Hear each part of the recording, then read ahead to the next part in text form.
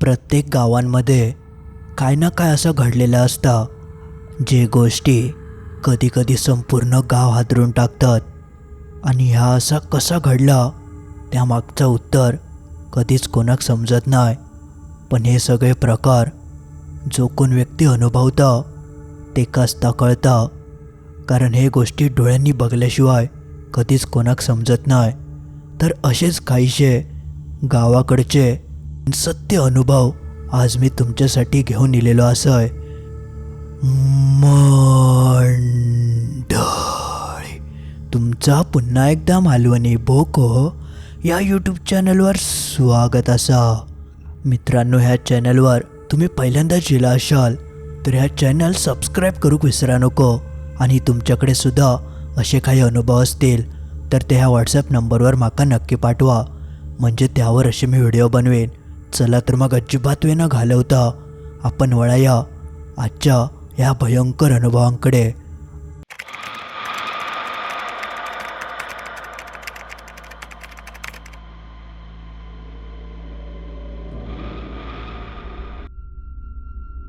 आपलो पहिलो जो अनुभव असा तो आपले सबस्क्रायबर चिन्मय यांनी आपल्याक पाठवल्याने हा. नमस्कार, मी चिन्मय. ह्यो अनुभव माझ्या 2 मित्रांक इलो होतो. गणपतीचे दिवस होते आणि गणपतीक सगळेच जण गावाकडे येतात. त्यावेळीसुद्धा आमच्या गावातले सगळेजण गावाकडे इले होते. त्यामुळे माझी मित्रमंडळीसुद्धा तेव्हा खूप होती. आम्ही सगळेजण रात्री आरती करूसाठी बाहेर पडायचो आणि मस्त मजा मस्ती करायचो. गणपतीचे दिवस कधी निघून जायचे ताच आमका समजायचं नाही. पण एक दिवशी असो काय प्रकार घडलो, त्या प्रकारामुळे आमका ती गणपतीची 11व्या दिवसाची रात्र कायमची लक्षात रावली. इतकं तो सगळं भयंकर प्रकार होतो. आता नेमका काय घडलं तर मी तुमका सविस्तर सांगतोय. तो दिवस गणपतीचं 11वं म्हणजे शेवटचा दिवस होतो. त्या दिवशी गणपती विसर्जन आमच्या गावाकडे होणार होतं. सगळेजण खूप आनंदी होते आणि मनासून थोडा वाईट वाटत होता, कारण 11 दिवस गणपती आपल्या घरात रावलो आणि मग शेवटी त्याचं असं निरोप घेताना जरा मनाक वाईट वाटतं. पण त्या दिवशी सगळे भाविक खूप आनंदान गणपती बाप्पाक निरोप देतात. आम्ही सुद्धा गणपती बाप्पाच्या निरोपाक पूर्णपणे तयारी करूक लागलो. आमचं सगळं तो कार्यक्रम खूप मोठं असतं. सगळे गावकरी एकत्र येतात. ढोल ताशा आणि लेझिमच्या तालावर सगळे खूप नाचतात आणि ह्या सगळ्याक बरंच उशीर होता. तरी तो सगळं गणपती विसर्जनाचा कार्यक्रम पार पडापर्यंत रात्रीचे 8:30-9 वाजून गेले. आणि मग त्यानंतर सगळेजण रिकामे पाठ डोक्यावर घेऊन आपापल्या घराकडे जाऊक लागले. त्याच दरम्यान आम्ही सगळे मित्र, म्हणजे साधारण 8 जणांचं आमचं ग्रुप होतं, तर आम्ही आपले एकत्र एका ठिकाणी उभे होतो. त्यातले काही जण हे गावातले तर काही जण हे मुंबईवरसून इलेले होते. 11 दिवसांची सुट्टी त्यांची संपलेली आणि ते पुढच्या दिवशी मुंबईत परत जाणार होते. त्यामुळे बोलता बोलता सगळेजणांनी ठरवल्याने की आता उद्या तर आमका जाऊक झाला, मग आज रात्री आपण पार्टी करूया. बघता बघता आमचा पार्टीचा ठरला. पण विषय असं होतं की त्या दिवशी तर आपण खाऊक शकत नाही. आमका तेव्हा चायनीज खाऊचा होता. त्यामुळे बाकीचे सगळे म्हणाले की एक काम करूया, आपण रात्री 12 नंतर मस्त चायनीज का जाऊया. बघता बघता आमचं तो प्लॅन ठरलो. पण त्याच्या पुढच्याच काही क्षणातच तो प्लॅन फिसकटलो सुद्धा, कारण आम्ही अंजिरल्या गावात राहायचो आणि तेव्हा आमच्याजवळ खायचं चायनीज कॉर्नर नाही होतं. चायनीज खाऊसाठी झारापला जाऊचं लागायचं. पण तेव्हा आमच्याकडे नेमके 2च टू व्हीलर होते आणि आम्ही एकूण 8 जण, मग 2 गाडीवरसून कसे काय जातलो. त्यामुळे तो प्लॅन आमचं जवळजवळ रद्दच झालेलो. पण सगळेजण म्हणाक लागले, अरे यार, शेवटचं दिवस उरलं होतं, चायनीज खाल्लं असतं, मस्त मजा इली असती. खूप काय काय करून शेवटी एकान डोका लावल्यान तो म्हणालो, अरे आपण चायनीज का जाऊक शकत नाही, पण थैसून घेऊन तर येऊ शकतो. बघता बघता दुसरा प्लॅनिंग ठरला आणि मग असं झालं की दोघेजण टू व्हीलरवरसून झारापमधल्या चायनीज कॉर्नरकडे जातले आणि थैसून पार्सल घेऊन येतले. मग आपण बसान मस्तपैकी खाऊया, असा काहीसा आमचा प्लॅन ठरला. आणि मग आम्ही सर्वेश आणि भूषणका टू व्हीलर घेऊन झरापमधल्या A1 चायनीज कॉर्नरवाल्याकडे पाठवलं. तेव्हा भूषण गाडी चालवत होतो आणि त्याच्या मागे सर्वेश बसलेलो. पण ह्या सगळा प्लॅनिंग करेपर्यंत रात्रीचे 10:30 होईले होते. त्यांका पुढे पाठवल्यानंतर आम्ही आपले बाकीचे 6 जण एका ठिकाणी जाऊन बसलो आणि यांची वाट बघूक लागलो. आणि अडे बघता बघता सर्वेश आणि भूषण झराप या गावात येऊन पोचले. रात्रीची वेळ असल्यामुळे रस्त्यावर तसं कोणची जास्त वर्दळ नाही होती. पण जसे ते A1 चायनीज कॉर्नरकडे येऊन पोचतात तेव्हा त्यांनी बघितल्याने तर ते तुटान गर्दी पडली होती. असं वाटत होतं की सगळेजण गणपतीच्या दिवसांमध्ये काय खाऊक गावला नसल्यामुळे आजच तुटान पडले आहेत. ती गर्दी बघून हे दोघा जणांनी डोक्यावरच हात मारल्याने पण आता काय पर्याय नाही म्हणून ते त्या चायनीज कॉर्नरच्या आतमध्ये गेले आणि त्या काउंटरवरच्या माणसाक ते विचारूक लागले की किती वेळ लागत. तसं तो माणूस म्हणालो, अहो आज लयच गर्दी इली काय कळत नाही. आता तुमची ऑर्डर इतक्यात मी घेऊ शकत नाही. सामानसुद्धा पुरता की नाही काय माहिती.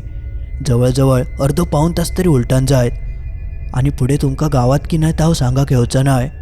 तर हा सगळं ऐकन ह्या दोघं जणांची बोलतीच बंद झाली. आता करायचं काय.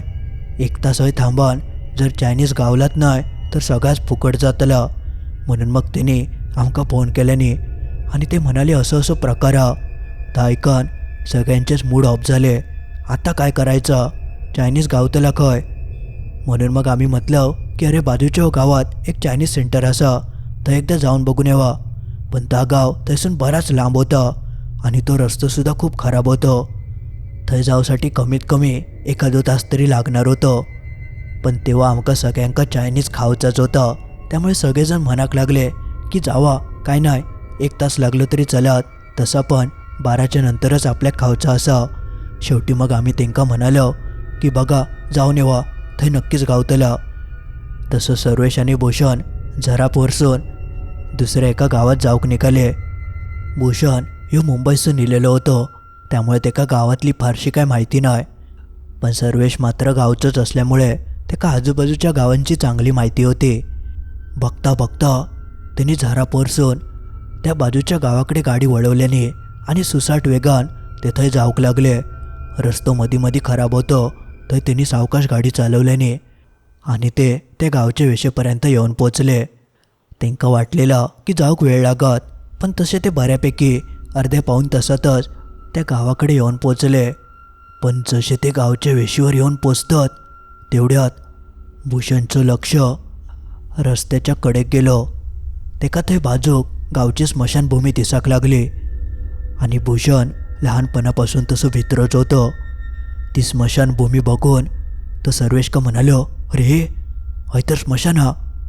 तसं सर्वेश म्हणालो, अरे मग काय झालं, स्मशानात थोडीच जातो आपण, चल तू लक्ष देऊ नको. भूषण जरा घाबरलो होतं पण सर्वेशने ते का धीर दिल्यान आणि ते स्मशानाच्या समोरच्याच रस्त्यान पुढे जाऊक लागले. पण जसे ते त्या स्मशानाच्या समोरसून जातात तेवढ्यात त्यांच्या कानावर एक आवाज पडलो. काहीतरी फाटकन रस्त्यावर पडला होता. तसं भूषण पटकन खिशात हात लावूक लागलो आणि सर्वेश का म्हणालो, अरे माझं मोबाईल पडलं वाटतं. बरोबर स्मशानाच्या गेटाच्या समोरच भूषणचं मोबाईल खिशासून खाली पडलं होतं. मोबाईल खाली पडलेल्याचं बघून पटकन त्यांनी पुढे जाऊन गाडी थांबवल्यान. तसं सर्वेश पटकन खाली उतारलो आणि मोबाईलची बॅटरी चालू करून तो मागे पडलेलो मोबाईल उचलूक जाऊक लागलो. पण जेव्हा त्यांनी मागे जाऊन बघितल्यान तर रस्त्यावर खयच त्यांका तो मोबाईल पडलेलो दिसाक राजी नाही. सर्वेशने आजूबाजूक सगळीकडे बघितल्यान तेवढ्यात भूषण फुडसून आरडलो, अरे कायला गावलं नाही का अजून. तसं सर्वेश म्हणालो, अरे नाही रे खय दिसत नाही खय गेलो. तशी भूषणने गाडी लावल्यान आणि तो सुद्धा मागे येलो आणि ते दोघवले स्मशानाच्याच गेटच्या अगदी समोरच्याच रस्त्यावर तो मोबाईल पडलेलो शोधूक लागले. पण तो मोबाईल खय गायब झालो तात त्यांका समजलं नाही. त्यांनी आजूबाजूक मागे पुढे सगळीकडे नीट निरकून बघितल्याने बऱ्या रस्त्यावर जास्त खड्डे पण नाही होते, प्लेन रस्तो होतो. मग तो मोबाईल अचानक गेलो खय आणि दोघांनी मोबाईल पडलेल्याचा आवाज स्पष्ट ऐकलेल्याने म्हणजे तो मोबाईल अगदी स्मशानाच्या गेटच्या समोरच पडलं होतं. जवळजवळ 10-15 मिनटं त्यांनी ते मोबाईल शोधल्याने पण मोबाईल काय त्यांका गावाक नाही. आणि त्याच दरम्यान भूषणचं लक्ष त्या आतल्या स्मशानाकडे गेलं. चांदणा पडला होता आणि त्या चांदण्याच्या प्रकाशात त्यांनी स्पष्ट स्मशानाच्या गेटवर एक काळी आकृती उभी असलेली बघितल्यान. आणि जसं तो त्या आकृतीकडे बघता तशी त्याच्या पायाखालचीच जमीन सरकली. तो सर्वेश का म्हणालो, अरे ऐता बघ कोणतरी उभ्या. पण जसं सर्वेश वळण बघता तर तोपर्यंत ती आकृती थैसून खैती नाहीशी झाली होती. म्हणजे थंय जा काय होता त्या फक्त भूषणकात दिसला. पण त्या सगळ्या प्रकारात तो इतको घाबरलो की त्याची थंय थांबाची हिंमतच झाली नाही. तो सर्वेश का म्हणालो, अरे चल लवकर मरा दे मोबाईल, असं म्हणान तो गाडीच्या दिशेने धाव घेऊक लागलो. तसं सर्वेशसुद्धा त्याच्या मागसून गेलो. तसे ते दोघवले जण गाडीत बसले आणि किक मारून गाडी चालू करून वेगान थसून पळाक लागले. भूषणचं फोन थयच खय तो हरवलं होतं. पण त्यापेक्षा तेका थंय जा काय दिसलेला त्या खूप भयंकर होता. ते थैसून पुढे निघाले. भूषण संपूर्ण घामान भिजलं होतं. आणि सर्वेश आपलं तेका म्हणा, अरे काय झाला की ते इतकं घाबरतं, अरे तुझं मोबाईल राहिलो, थांब शोधूया गावतलो. पण भूषणने काय गाडी थांबवक नाही. ते थैसून पुढे गेले आणि काही वेळातच त्या गावातल्या चायनीज कॉर्नरकडे येऊन पोचले. नशिबान तो उघडं होतं आणि जास्त गर्दी नाही होती. ते लगेच थंय गेले आणि त्यांका जा काय व्हाया होता त्या पटकन पार्सल करूक सांगितल्याने. ऑर्डर मोठी असल्यामुळे त्यांचं अर्धा तास थंय निघान गेलं. तोपर्यंत भूषण गप्प एका खुर्चीवर बसान होतं. त्यांनी त्याचं पाणी गाटागाटा पिल्यान आणि तो शांत बसलेलो. सर्वेश का समजनाय की एका झाला काया. पण भूषण मात्र आपल्याच तंद्रीत होतं. अर्धो तास सर्वेशने त्याच्याशी बोलायचा खूप प्रयत्न केल्यान पण भूषण काय जास्त बोलाक नाही. आणि मग त्यानंतर त्या चायनीजवाल्याने त्यांची ऑर्डर पार्सल करून दिल्यान. मग हा सगळा घेऊन ते लगेच आमच्या गावाकडे येऊक निघाले. पण येतानासुद्धा वाटेत स्मशान त्यांना लागणार होतं.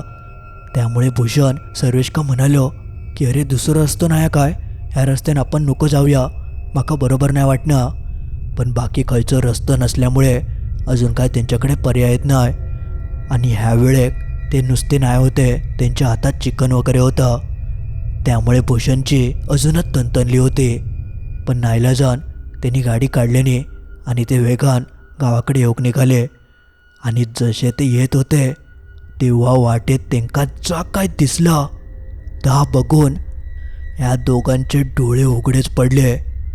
जसे ते गावच्या सीमेवरच्या त्या स्मशानाच्या समोर येतात तेव्हा त्यांका गेटाच्या समोरच्याच रस्त्यावर भूषणचं मगाशी पडलेलं फोन अगदी स्पष्ट दिसाक लागलं. ता बघून सर्वेश म्हणालो, अरे तू बघ तुझं फोन, पण हे मगातपासून काय दिसाक नाही कसं काय, आपण तर सगळं रस्तं पूर्ण बघितलं. ह्या सगळं काय घडतं त्यात त्यांका समजत नाही होतं. पण फोन दिसल्यामुळे सर्वेशने सांगितल्यान, अरे गाडी थांबव, आपण फोन घेऊया. तशी भूषणने गाडी थांबवल्यान आणि सर्वेश फोन उचलूसाठी पुढे गेलो. पुढे जाऊन त्यांनी तो फोन उचलल्यान आणि जसं तो मागे येऊन बघता तर भूषण आपल्या गाडीकडे नाही होतं. ता बघून सर्वेश घाबरलो आणि त्याका आवाज देऊक लागलो, भूषण, रे भूषण. आणि तेवढ्यात त्याचं लक्ष स्मशानाच्या गेटाकडे गेलं. भूषण आपल्या हातात चायनीजचे सगळे पिशे घेऊन ते गेटाकडे उभं होतं. ता बघून सर्वेश म्हणालो, रे का झाला काय. पटकन तो धावत गेलो आणि ते वडत वडत गाडीकडे घेऊन इलो. थं इल्यापासून भूषण काय तो विचित्रच वागा होतं. म्हणून मग सर्वेशने स्वतः गाडी चालवचं ठरवल्यान. भूषण का त्यांनी मागे बसवून त्याच्या हातात ते सगळे पिशे ठेवल्यान आणि तो सुसाट थैसून वेगान पळालो. पण ह्या सगळ्या प्रकारामुळे सर्वेश का थोडी भीती वाटाक लागली होती, कारण भूषणचं ह्या वागणं थोडा विचित्रच होतं. शेवटी कसाबसा करून त्यांनी त्या गाव सोडल्याने भूषण एकदम शांत मागे बसान होतं. आणि मधल्या वाटेतच अचानक सर्वेशच्या कानावर एक आवाज पडलो. असं वाटत होतं की कोणतरी काहीतरी खातं. जेव्हा त्यांनी मागे वळण बघितल्यान तर भूषण चायनीजचे ते पिशे फोडून आतले लॉलीपॉप टराटरा चावून खाऊक लागलं होतं. हा सगळा बघून सर्वेश म्हणालो, अरे करतं काय हय, कशा खातं, आपण सगळे जाऊन ते खाणार आहो ना. पण भूषण काय ऐकाकत तयार नाही. शेवटी मग सर्वेशने बाकीचे सगळे चायनीजचे पिशे त्याच्याकडसून काढल्यान आणि पुढे हँडल का लटकवल्यान आणि त्या लॉलीपॉपची पिशी त्याच्या हातात ठेवल्यान. गावाकडे पोचेपर्यंत भूषणने ते सगळे लॉलीपॉप सगळे हाडासकट खाऊन टाकल्यान. ता बघून सर्वेश पूर्ण घामाघूम झालं होतं. भूषणचा ता वागणं खरोखरच खूप विचित्र आणि भयंकर होतं. सर्वेशने अक्षरशः देवाचं नाव घेत घेत कशीबशी गाडी आमच्या गावापर्यंत आणल्यान आणि आम्ही सगळे ज्या ठिकाणी बसलो होतो थंय तो कसंबसं भूषणका घेऊन इलो. आणि थंय इल्यानंतर त्यांनी ह्यो सगळो प्रकार आमकां सगळ्यांका सांगितल्यान. ता ऐकन आम्ही तर चांगलेच हातारलो. भूषणची परिस्थिती खूपच वाईट होती. त्याच्या तोंडाक सगळी शेजवान चटणी लागलेली आणि लाल भडक त्यांनी तोंड केल्यान होतं. ता बघून आमकां काय कळत नाही. चायनीज खावच्या रावल्या बाजूक आम्ही तेका सावरूक लागलो, पण तो काय कोणचा ऐकत नाही. काय तो वेगळंच बडबड करी, मधीच हसा काय आणि मधीच उठान खयो चलाक लागा. बऱ्याच जणांका वाटला की ह्यो नाटक करता, आमची मस्करी करता, म्हणून कोण जास्त लक्ष देत नाही होता. त्यातले काही पोरांनी चायनीजचं पिशे फोडून खाऊकसुद्धा सुरुवात केल्याने. पण आम्ही आपले भूषणका सावरत होतो. तो ज्या ठिकाणी चलत राहायचो तेका जाऊन पकडून आम्ही परत घेऊन यायचो. असंच काहीसा आमचं तास दीड तास चालला आणि कसा बसा करून आम्ही ता सगळा खालो आणि भूषणका त्याच्या घराकडे नेऊन पोचवलं. घरचे सगळे झोपले होते. तेका आम्ही खोलीत नेऊन झोपवलं आणि दार लावून आम्ही आपल्या आपापल्या घराकडे गेलो. पण आमका कळालं होतं की काहीतरी नक्कीच भूषणचं झालं. आणि त्याच्या पुढच्याच दिवशी आमका लगेच बातमी कळाली की भूषण एकदम वेड्यासारखंच वागाक लागलो. भूषणच्या घरचे सगळे आमका विचारूक लागले, अरे काय झालं पोराक, असं काय तो वागता. पण आम्ही काय सांगतलो, आम्ही सगळे गप्पच होतो. आम्ही कोणाकच काय सांगाक नाही की आम्ही चायनीज वगैरे खाऊक गेलो होतो. आणि भूषण थंय स्मशानाकडे घाबरलेलो. पुढच्या दिवशी भूषण आणि त्याच्या घरच्यांका मुंबईत जाऊचं होतं. त्यामुळे ते तेका घेऊन मुंबईत निघून गेले. आणि त्या सगळ्यापासून त्याचं काय झालं काय माहिती. आमका आपल्या वाटलं की थंय जाऊन तो बरो वगैरे झालो असत. पण 7-8 महिन्यानंतर आमका एक बातमी इली. ते म्हणाले की भूषण अजूनही तसंच वागतं. त्यांनी त्याका डॉक्टरांकडे वगैरे नेल्याने पण काहीच फरक पडलो नाही. त्यानंतर भूषण परत कधी गावाकडे इलो नाही. पण त्याचा आता वागणं अजूनही तसाच असा. तो वेड्यासारखंच वागता, जास्त कोणाशी बोलत नाही. बरेच उपाय करून झाले, पण थंय जा काय तेका लागला ता काय त्याचे शरीर असून बाहेर येऊक नाही. कारण त्याच्या घरचे खूप घाबरले होते आणि म्हणूनच तेका त्यांनी परत गावाकडे आणूकत नाही. कदाचित गावाकडे येऊन एखाद्या माणसाक दाखवल्याने असतं तर बरं झालं असतं. पण आता तो त्यांच्या कुटुंबाचा प्रश्न होतो. आम्ही सांगूचा प्रयत्न केलो, पण त्यांनी काय आमचं ऐकक नाही. अजूनही भूषण तसंच असा. पण ता सगळा इतक्या भयंकर होता की आमच्यापैकी कोणच ता कधीच विसराक शकलो नाही. ती रात्रीची चायनीजची पार्टी आमका इतकी महागात पडली की आमच्या मित्राचं आयुष्य पूर्णपणे उद्ध्वस्त होऊन गेलं. म्हणून आम्ही त्या दिवसापासून कधीच रात्रीचे चायनीज वगैरे खाऊक काही लांब जाऊक नाही. जवळ असं तरच आम्ही जातो. आणि रात्रीचा तर मुळीच कधी एकटं दुकटं आम्ही चायनीज वगैरे खाऊक जायत नाही. तर अशी काहीशी घटना त्या गावात आमच्यासोबत घडली होती. आता आपण बघूया एक दुसरा अनुभव. ह्यो अनुभव आपल्याच एका सबस्क्रायबरांनी आपल्या आवाजात आपल्याक पाठवल्याने असा. त्याची एक छोटीशी झलक आता मी तुमका ऐकवतोय. मी माझा एक सत्य अनुभव सांगतो. भाऊ पुढे, मी मधी आणि माझा मित्र मागे. आम्ही तिघेजणं हळूहळू चाललेलो. पण ते बत्ती गेल्यामुळं भीती वाटली आणि नंतर एक बाई रडायला लागली मोठ्याने. मग आम्ही घाबरून चालत होतो. मग आम्ही विचार केला परत बत्ती आपण चालू करू. म्हणून आम्ही थांबलो. भावाकडे माचीस होता, भावाने माचीस काढला आणि बत्ती पेटवण्याचा प्रयत्न केला. बत्ती पेटतच नाही. आता या गोष्टीत नेमकं काय घडलं तर आम्ही तुमका सविस्तर सांगतोय. नमस्कार. ह्यो माझो एक सत्य अनुभव असा. माझ्या कोकणातल्या रत्नागिरी जिल्ह्यात संगमेश्वर तालुक्यात एक गाव असा आणि थंयच्याच गावात माका ह्यो अनुभव इलो होतो. तेव्हा माझ्यासोबत माझो मोठो भाव आणि आमचो एक मित्र असे आम्ही तिघेजण होतो. आणि ह्यो अनुभव आमका नदीवर मासे पकडताना इलो होतो. याआधी आम्ही बऱ्याचदा थंय मासे पकडलो, पण ह्यो प्रकार कधीच आमच्यासोबत घडाक नाही.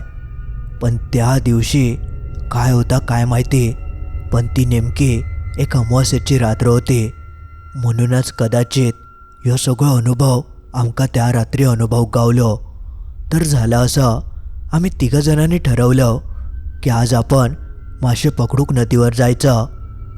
तेव्हा आमच्यापैकी कोणाच्याच डोक्यात नाही होतं की आज अमावास्या असं, कारण आपण कधी कॅलेंडर वगैरे बघून जायत नाही.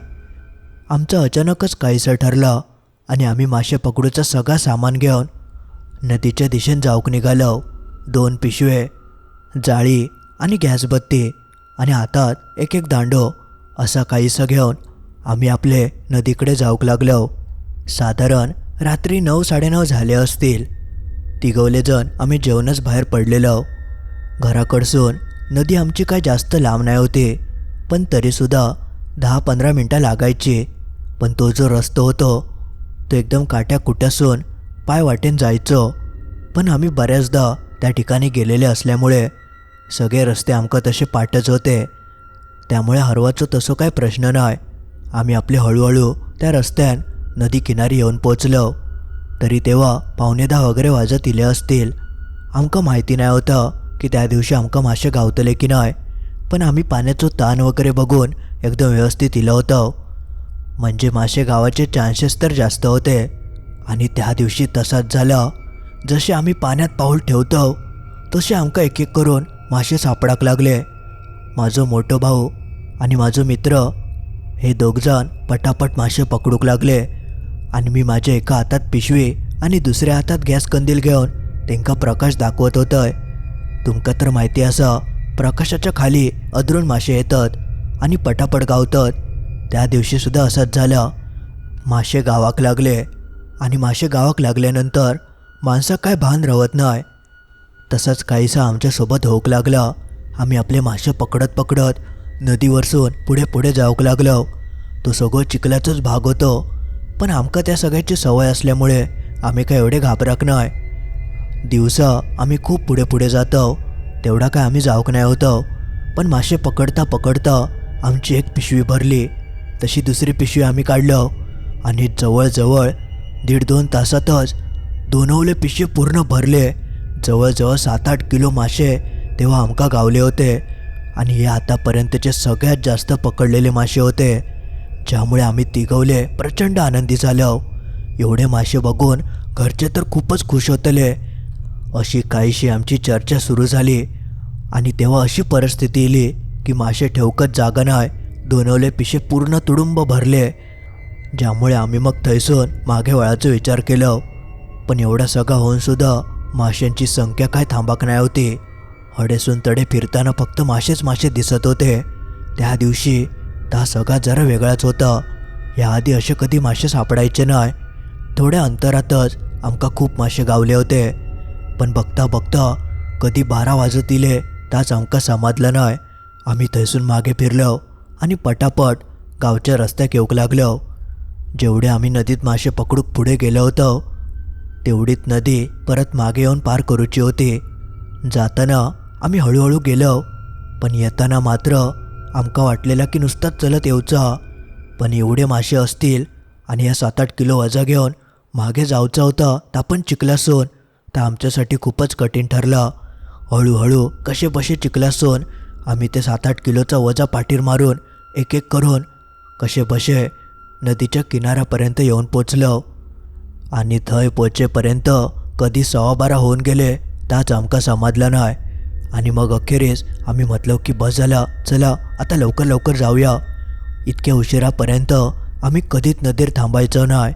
हे आमचं पहिलंच वेळ होतं, कारण इतके कधी मासे गावलेत नाही होते. साधारण 1-1.5 किलोपर्यंत मासे गावायचे, पण 7-8 किलो म्हणजे ही संख्या खूपच जास्त होती. आम्ही आनंदान त्या माशांचे दोनले पिशे खांद्यावर मारून नदीवरसून बाहेर पडलो आणि घरच्या वाटेक लागलो. घराकडे येणारी वाटसुद्धा काट्याकुट्याची होती, त्यामुळे सांभाळून आमका येऊचा लागला. माझो मोठो भाऊ सगळ्यात पुढे चाललो होतो, मी त्याच्या मागसून आणि सगळ्यात मागे आमचो मित्र, असे आम्ही तिघजण आपले चलत होतो. आणि तेवढ्यात अचानक आमच्या डोक्यावर काहीतरी पडल्यासारखं झालं. जेव्हा आम्ही बघितलं तर ती रेती होती. कोणतरी आमच्या मागसून आमच्यावर रेती फेकत होता. बघता बघता त्या रेतीचं प्रमाण इतक्या वाढलं की आमका काय समजलाच नाही. आम्ही मागे वळून बघूक लागलो, पण जोपर्यंत आमका काय दिसतं त्याच आधी माझ्या हातातलं गॅस कंदील त्या रेतीमुळे विझलो आणि सगळीकडे किनाट काळोख पसरलो. जसं अंधार होता तसे आम्ही तिघवले जरा घाबरलो. आता करायचं काय? ह्यो काय प्रकारा?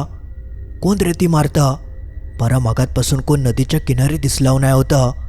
आम्ही घाबरन थैसून पटापट पुढे चलाक लागलो. पूर्ण अंधाराचीच वाट होती. अमावास्या असल्यामुळे चांदणाव पडला नाही होता.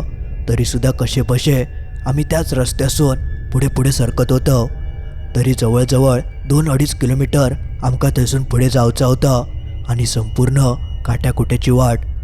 असा काहीसा घडात याचो आम्ही कोणीच विचार करूक नाही होतो.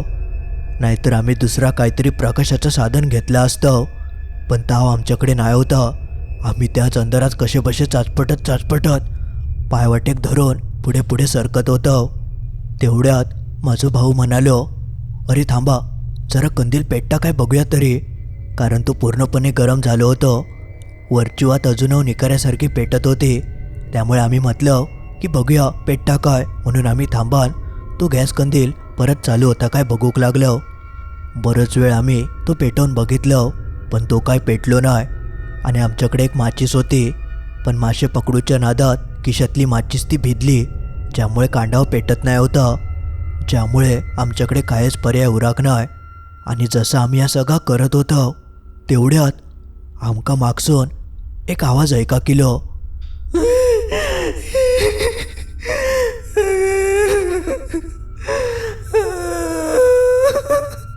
तो आवाज एका बाईच्या रडण्याचं होतं.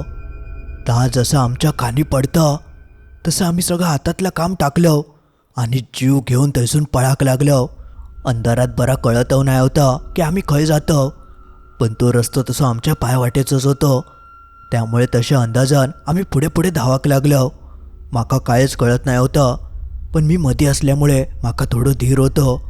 पण माझं भाऊ आणि माझं मित्र पुढे आणि मागे होते, त्यामुळे त्यांका जरा भीती वाटा होती.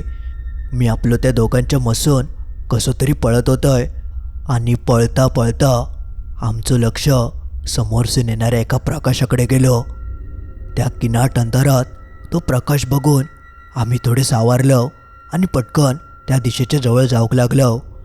जसे आम्ही थंय जाऊन बघतो तर थंय एक म्हातारं उभं होतं. हातात काठी, हातात कंदील आणि उंच धिप्पाड असं तो म्हातारं रस्त्याच्या कडेन चलावतं. आम्ही जसे त्या म्हाताऱ्याकडे जाऊन पोचतो तेवढ्यात तो मोठ्यानं आरडलो, काय चाललास? तसं माझं समोर चालणारो भाव तेंका म्हणालो, हो आजोबा, बरं आला तुम्ही भेटलास. आमका फक्त गावापर्यंत नेऊन सोडा, आम्ही गावातच राहतो. तसं तो म्हातारो मोठमोठ्यानं हसाक लागलो.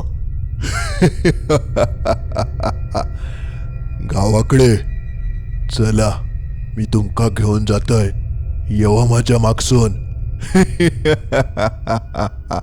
असा बोलान तो पुढे पुढे चलाक लागलो आणि आम्ही आपले त्या म्हाताऱ्याच्या मागसून हळूहळू चलावतो.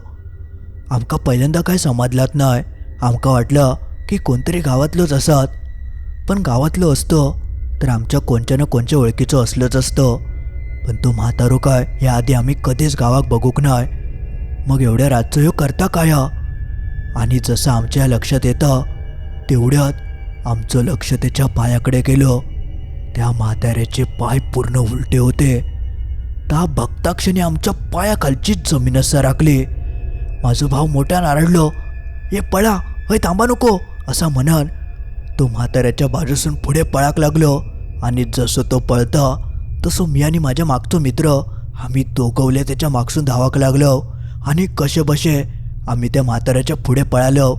आम्ही जसे थैसून जायत होतो तेवढ्यात तो मागसून म्हातारो आरडलो, काय रे, काय चाललास? थांबा, रस्तो दाखवतोय.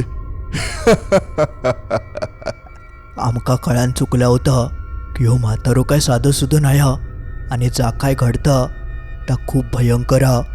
आम्ही आपले कसे बसे हिम्मत करून थैसून पुढे गेलो. जसे पुढे जातो तसं तोच म्हातारो पुढच्या पायवाटेन आमका चलताना दिसलो.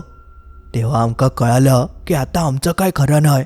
ह्या वेळेक सुद्धा हिंमत करून आम्ही परत त्याच्या बाजूसून कसे बसे पुढे निसटलो आणि बघता बघता पुढे 2-3 वेळा तो म्हातारो तसंच आमका बाजूक दिसलो.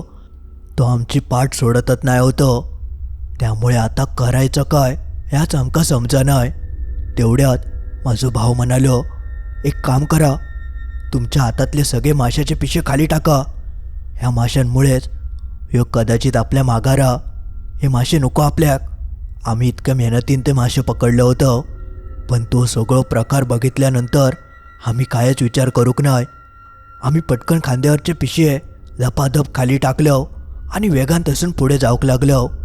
जसे आम्ही ते पिशे खाली टाकून पुढे जातो त्यानंतर तो म्हातारो वाटेक परत काय आमका गावाक नाही. म्हणजे भावान जा काय सांगितलेल्यान तर खरा होता. तो माशांच्याच पाटणं इलेलो.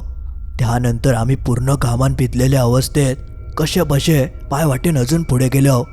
आता आमचं घर फारसं काही लांब राहिलं नाही होतं, पण आम्ही तिघवले इतके घाबरलो की कसा काय माहिती आम्ही पायवाट चुकवलं आणि काहीतरी भलतीकडेच जाऊक लागलो. असा होणं तर शक्यच नाही होतं.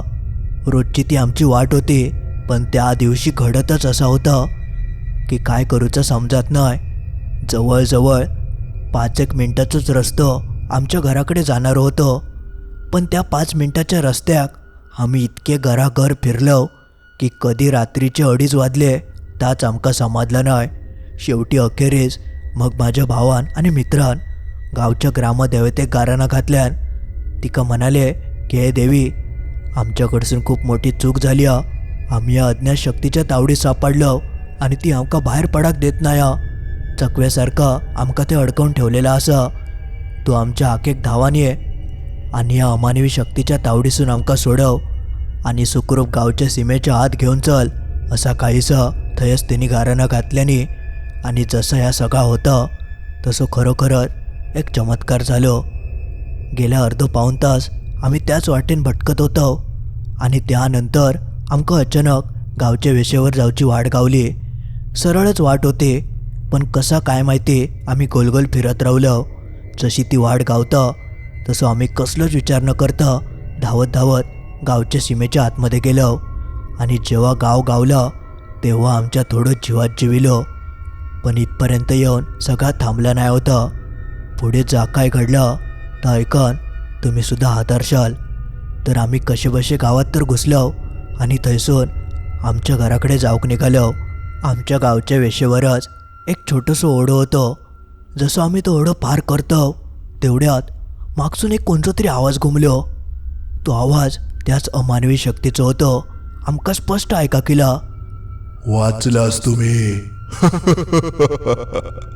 तो आवाज ऐकून अंगावर पूर्ण काटो चिलो. त्यानंतर आम्ही मागे वळून अजिबात बघूक नाही कसा बसा घर गाठलो. पण घराकडे पोचापर्यंत माझं मोठं भाव होतं ते का फणफणावून ताप भरलो आणि त्याचं अंग पूर्ण तापलं. रात्रभर तो तापातच हैराण झालेलो. पुढच्या दिवशी सकाळी घरच्यांका जेव्हा समजलं तेव्हा ते तेका ताबडतोब जवळच्या दवाखान्यात घेऊन गेले. डॉक्टरांनी औषध पाणी केल्याने पण तरीसुद्धा दिवसभर काय त्याचं ताप उतराक तयार नाही. इतको ताप कसो काय इलो. घरचे मग माका विचारूक लागले की रात्री तुम्ही खंय गेला होतास, मासे पकडूक गेलास ना. तेव्हा मी त्यांका ह्यो सगळं घडलेलो प्रकार सांगितलंय आणि माझा ह्या सगळं ऐकान घरचे इतके घाबरले की त्यांनी ताबडतोब गावच्या एका भक्ताक गाठल्याने आणि तेका त्या संध्याकाळी आमच्या घराकडे घेऊन इले.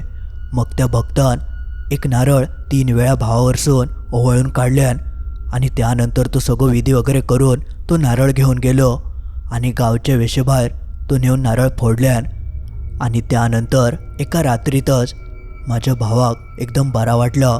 पुढच्या दिवशी त्याचं ताप पूर्णपणे उतारलो होतो आणि एकदम तो ठणठणीत झालेलो. आमका तेव्हा वाटलं की सुटलं एकदाचे, आता काय भियाची गरज नाही. पण तेवढ्यात अजून एक बातमी आमच्या कानावर पडली. आमच्यासोबत जो तिसरं मित्र इलो होतो ते का ताप भरलेलो आणि तो तापात अक्षरशः बडबडाक लागलो. हे काय चाललास, चला मी तुमका सोडतय, असा तो सारख्या बडबडाक लागलो. आणि जेव्हा या आमका कळालं तेव्हा आम्ही तर चांगलेच हादरान गेलो. आता काय करायचं? म्हणजे माझ्या भावापेक्षा त्याची अवस्था खूपच वाईट झाली होती. कदाचित तो मागसून चलत असल्यामुळे त्या म्हाताऱ्या माणसान तेका पकडल्या नव्हतं आणि तो इतकं त्याच्या अंगात शिरलेलो की तेका आता त्याच्यासून बाहेर काढणं खूप कठीण होऊन बसलेलं. बरं त्यांच्या घरच्यांका काही प्रकार माहिती नाही. जेव्हा आम्ही तेका बघू गेलो तेव्हा त्याची अवस्था बघून आम्ही घरच्यांका लगेचच सांगितलं की असं असं काल रात्री आमच्यासोबत प्रकार घडलो. तर ऐकन त्याच्या घरचे घाबरले. त्यांनी ताबडतोब गावच्या भगताक आणल्याने. जेव्हा भगतांनी तेका बघितल्याने तेव्हा तो मित्र अक्षरशः मोठमोठ्यानं आरडाक लागलो.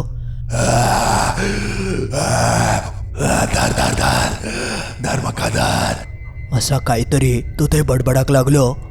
त्याची ती अवस्था बघून भगतसुद्धा घाबरलो. त्यांनी ताबडतोब जे विधी माझ्या भावावर केल्यान तसाच काहीसा त्याच्यासोबत केल्यान आणि नारळ 3 वेळा ओवाळून गावच्या वेशेच्या बाहेर नेऊन फोडल्यान.